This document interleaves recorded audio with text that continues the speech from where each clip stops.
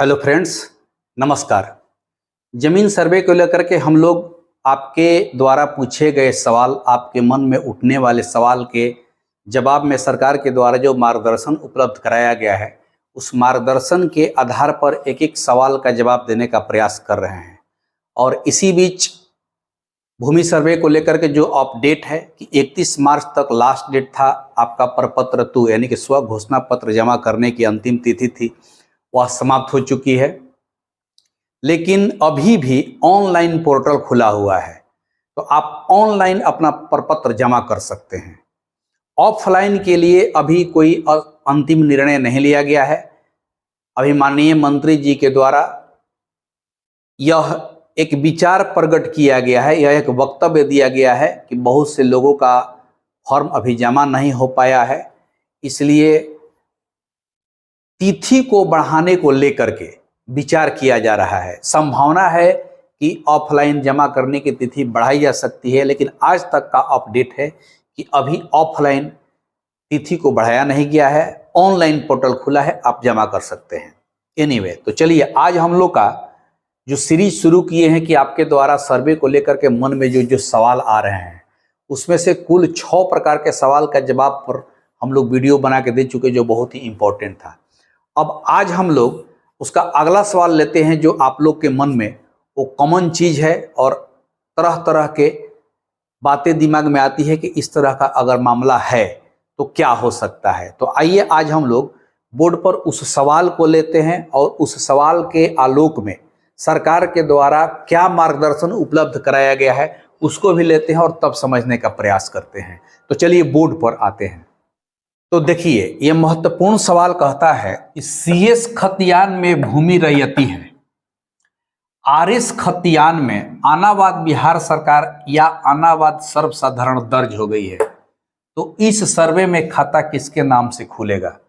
बहुत से ऐसे मामले हैं कि CS खतियान में वह जमीन रैयती है, लेकिन जब RS हुआ, रिविजनल सर्वे हुआ, तो किसी न किसी कारण से या किसी न किसी गलती से वह खाता जो है आपका आनावाद सर्वसाधारण या आनावाद बिहार सरकार के खाते में वह दर्ज हो गया।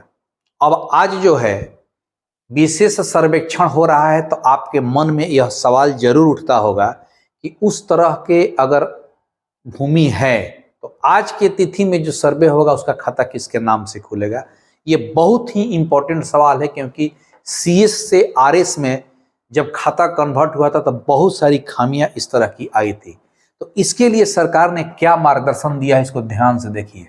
कहता है कि अगर सिविल सूट दायर है और फैसला रैयत के पक्ष में है तो रैयती खाता खुलेगा। जितने भी इस तरह के मामले थे उसमें बहुत लोगों ने सिविल कोर्ट में टाइटल सूट दायर किया, उस जमीन को अपना बताने के लिए, अपने पक्ष में लेने के लिए, क्योंकि CS में वह रैयती था और RS में किसी न किसी कारण से वह सरकारी जमीन घोषित हुआ, आनावाद बिहार सरकार में हो गया। तो लोगों ने सिविल कोर्ट में टाइटल सूट दायर किया। तो उन टाइटल सूट में अगर न्यायालय के द्वारा रैयत के पक्ष में आदेश पारित किया गया है कि वह जमीन फाइनली रैयती का है, तो आज जो विशेष सर्वेक्षण हो रहा है उस आदेश के आलोक में रैयती खाता खुलेगा, यानी कि आपका जमीन है तो आपके नाम से खाता खुलेगा। फिर कहता है कि अगर BT एक्ट की धारा 106 के तहत रैयत के पक्ष में आदेश हो गया तो अभिलेखागार से इसका सत्यापन कराकर रैयती खाता खोला जाएगा। इसका हवाला दिया है काश्तकारी अधिनियम 1885 की धारा 106। अन्यथा की स्थिति में आनावाद बिहार सरकार के नाम से खाता खोला जाएगा। बहुत से लोग BT एक्ट में भी, BT एक्ट 106 के तहत भी केस किए थे इस मामले को लेकर के। तो किसी न किसी समय में अगर उनके पक्ष में यह फैसला हुआ है, किसी सक्षम प्राधिकार के द्वारा रैयत के पक्ष में फैसला दिया गया है, तो उसकी जांच की जाएगी। कहां पर?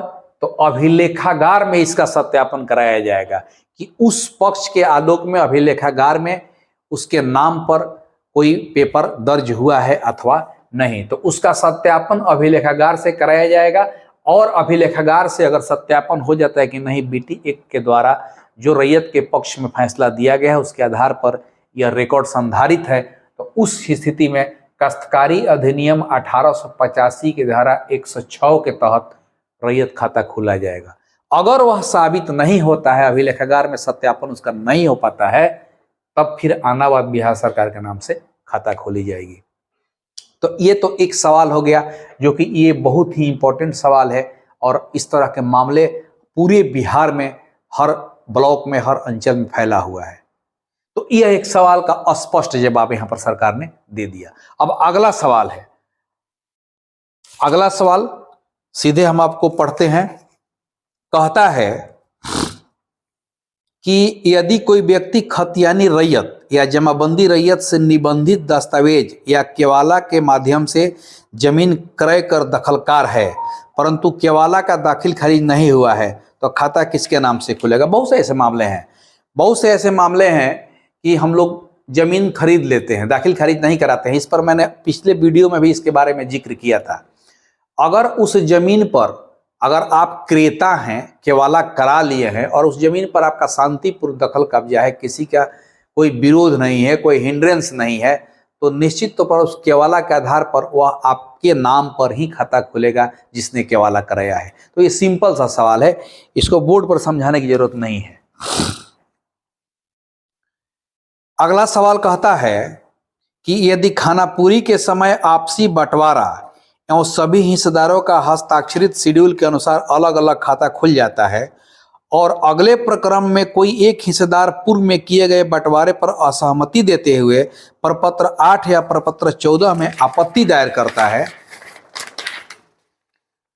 संयुक्त खाता खोलने का अनुरोध करता है, तो इस स्थिति में पूर्व का आपसी बंटवारा का आदेश मान्य होगा कि नहीं।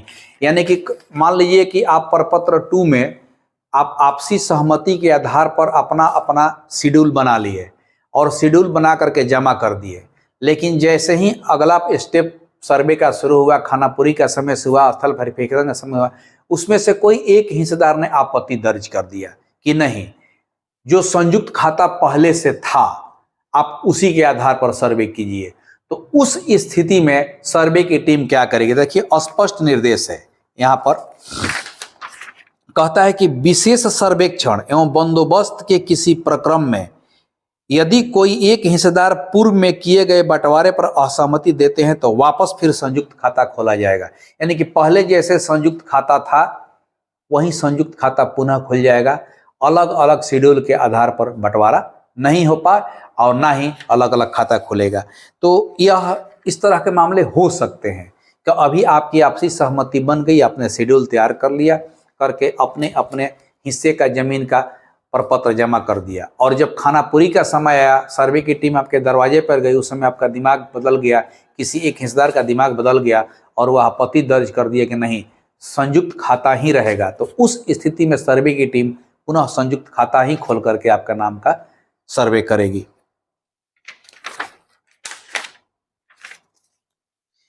अगला सवाल कहता है कि अधिकार अभिलेख निर्माण हेतु जमाबंदी एवं अद्यतन लगान रसीद का होना बाध्यकारी किए जाने से रैयतों को समस्या हो रही है।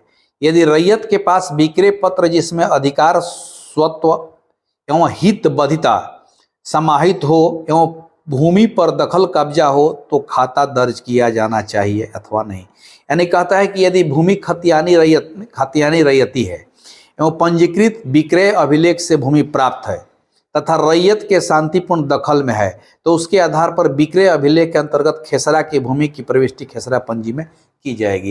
यानी कहने का मतलब वही हुआ कि अगर मान लीजिए कि आप जमीन खरीद ली है, दाखिल खरीद नहीं कराए हैं तो आपके नाम से रसीद नहीं कट रहा होगा, लेकिन अब आज के तिथि में उस जमीन पर आप काबिज है, दखल पूर्वक शांति कब्जा है, तो उस विक्रय पत्र के आधार पर ही आपका खेसरा पंजी में नाम खुल जाएगा।